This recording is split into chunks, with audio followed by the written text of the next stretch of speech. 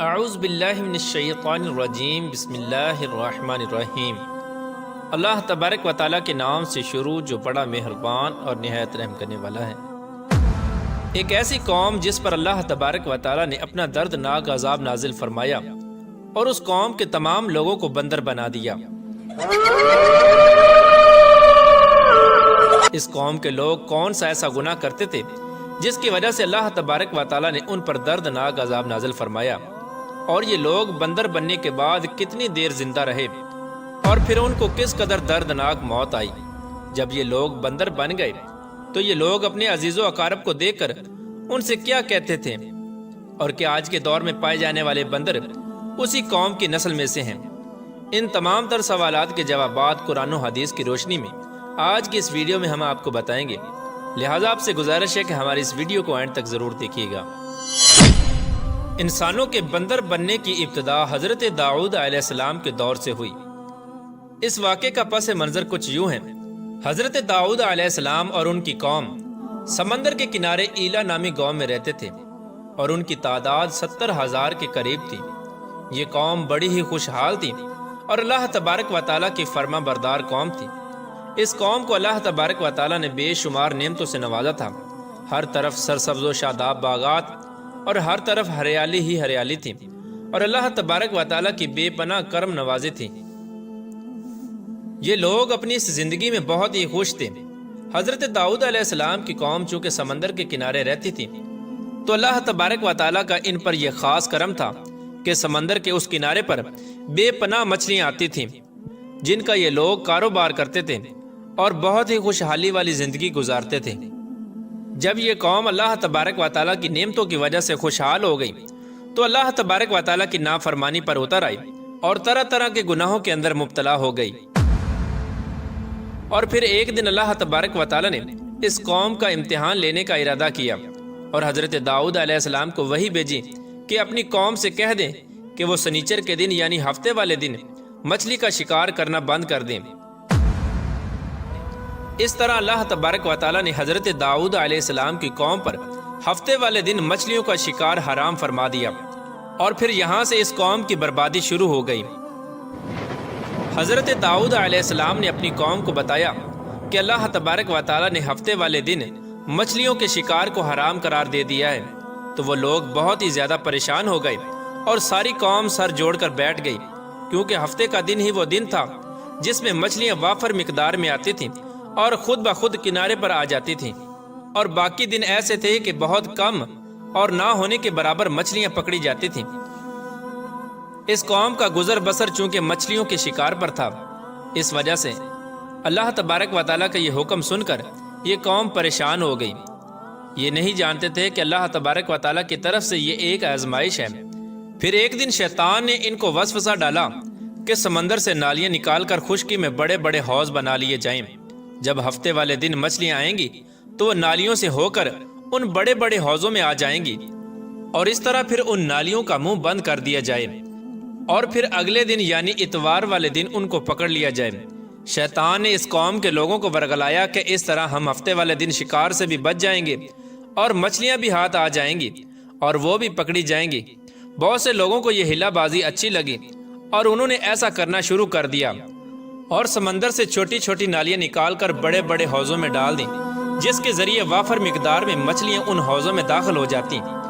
اس قوم کے بدبخت لوگوں کو شیطان کا یہ ہیلا بہت پسند آیا، لیکن اس قوم نے یہ نہ سوچا کہ جب مچھلیاں سمندر سے حوض میں آ کر قید ہو گئی تو پھر مچھلیوں کا شکار ہی ہو گیا۔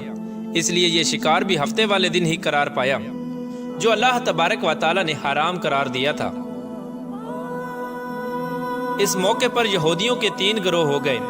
کچھ لوگ ایسے تھے جو شکار کے اس شیطانی ہلے سے منع کرتے تھے اور ناراض و بیزار ہو کر شکار سے باز رہے، اور کچھ لوگ اس کام کو دل سے برا جان کر خاموش رہے، لیکن انہوں نے شکار نہ کیا اور دوسروں کو منع بھی نہ کرتے تھے، بلکہ یہ لوگ منع کرنے والوں سے یہ کہتے تھے کہ تم لوگ ایسی قوم کو نصیحت کرتے ہو جنہیں اللہ تبارک و تعالیٰ ان قریب ہلاک کرنے والا ہے اور ان پر اپنا دردناک عذاب نازل فرمانے والا ہے۔ اور اس قوم کے کچھ لوگ ایسے تھے جو سرکش اور نافرمان لوگ تھے، جنہوں نے اللہ تبارک و تعالیٰ کے حکم کی اعلانیہ مخالفت کی اور شیطان کے ہیلے بازی کو مان کر ہفتے والے دن شکار کرنے لگے۔ یہ لوگ اللہ تبارک و تعالیٰ کے حکم کی کھلا مکھلا مخالفت کرتے اور ہفتے والے دن مچھلیوں کا شکار کر کے ان کو کھایا کرتے اور بیچا کرتے۔ پیارے دوستو، حضرت داؤد علیہ السلام کی قوم کے 1200 ایسے نافرمان افراد تھے جو منع کرنے کے باوجود بھی ہفتے کو ان نالیوں کے ذریعے شکار کرتے رہے۔ حضرت داؤد علیہ السلام نے ان 1200 نافرمانوں کو اللہ تبارک و تعالیٰ کے عذاب سے ڈرایا کہ وہ اللہ تبارک و تعالیٰ کی اس نافرمانی سے باز آ جائیں، لیکن وہ لوگ باز نہ آئے اور کھلے عام شکار کرنے لگے۔ چنانچہ وہ لوگ جو اس بات کو برا جانتے تھے، ان لوگوں نے اپنے اور ان نافرمانوں کے درمیان ایک دیوار کھڑی کر دی، جس کی ایک طرف وہ 1200 نافرمان رہتے تھے اور دوسری طرف وہ لوگ تھے جو شکار سے باز رہے۔ حضرت داؤد علیہ السلام نے اپنی اس قوم کے نافرمانوں کو بارہا سمجھایا، لیکن یہ لوگ اپنی نافرمانی سے باز نہ آئے اور اسی طرح اللہ تبارک و تعالیٰ کی نافرمانی کرتے رہے اور شکار کرتے رہے۔ پھر ایک دن حضرت داؤد علیہ السلام نے غضبناک ہو کر شکار کرنے والوں پر لعنت فرما دی۔ اس کا اثر یہ ہوا کہ ایک دن خطا کاروں میں سے کوئی بھی اپنے گھر سے باہر نہ نکلا۔ یہ منظر دیکھ کر کچھ لوگ ان کی دیواروں پر چڑھ گئے تاکہ معلوم ہو سکے کہ وہ لوگ کس حال میں ہیں۔ جب ان لوگوں نے ان نافرمانوں کو دیکھا تو وہ سب کے سب بندر کی صورت میں مسخ ہو چکے تھے۔ اللہ تبارک و تعالیٰ نے ان کی نافرمانی کی وجہ سے ان پر اپنا دردناک عذاب نازل فرمایا اور ان کو انسانوں سے بندر بنا دیا۔ جب لوگ ان مجرموں کا دروازہ کھول کر ان کے گھر میں داخل ہوئے تو وہ بندر اپنے رشتہ داروں کو پہچانتے تھے اور ان کے پاس آ کر ان کے کپڑوں کو سونگھتے تھے اور زاروں کی طرح روتے تھے، لیکن وہ کچھ بول نہ سکتے تھے۔ اللہ تبارک و تعالیٰ کے ان نافرمان بندر بن جانے والے لوگوں کی تعداد 12,000 تھی۔ ان 12,000 لوگوں نے اللہ تبارک و تعالیٰ کی نافرمانی کی اور اللہ تبارک و تعالیٰ نے ان کو بندر بنا دیا، جس طرح کہ اللہ تبارک و تعالیٰ سورہ بقرہ میں ارشاد فرماتا ہے، اور بے شک ضرور تمہیں معلوم ہے تم میں کہ وہ جنہوں نے ہفتے میں سرکشی کی تو ہم نے ان سے فرمایا کہ ہو جاؤ بندر دھتکارے ہوئے۔ اس طرح حضرت داؤد علیہ السلام کی قوم کے 12,000 نافرمان بندر بن گئے۔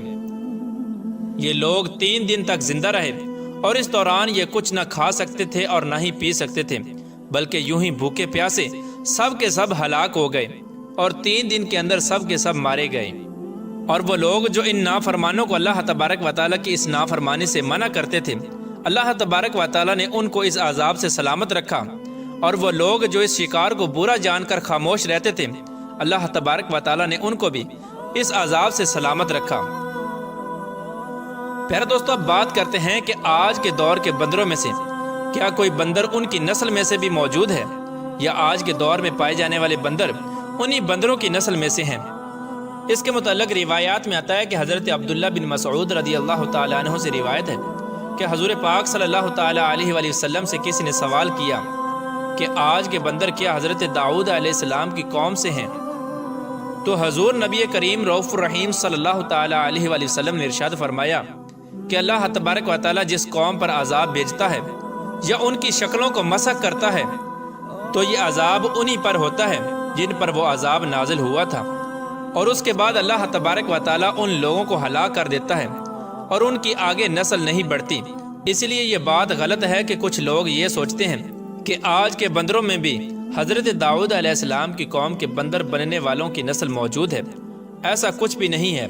وہ لوگ صرف اور صرف 3 دن زندہ رہے اور اس کے بعد سب کے سب ہلاک ہو گئے، اور اللہ تبارک و تعالیٰ نے اس قوم کے نافرمانوں کو صفحہ ہستی سے مٹا دیا۔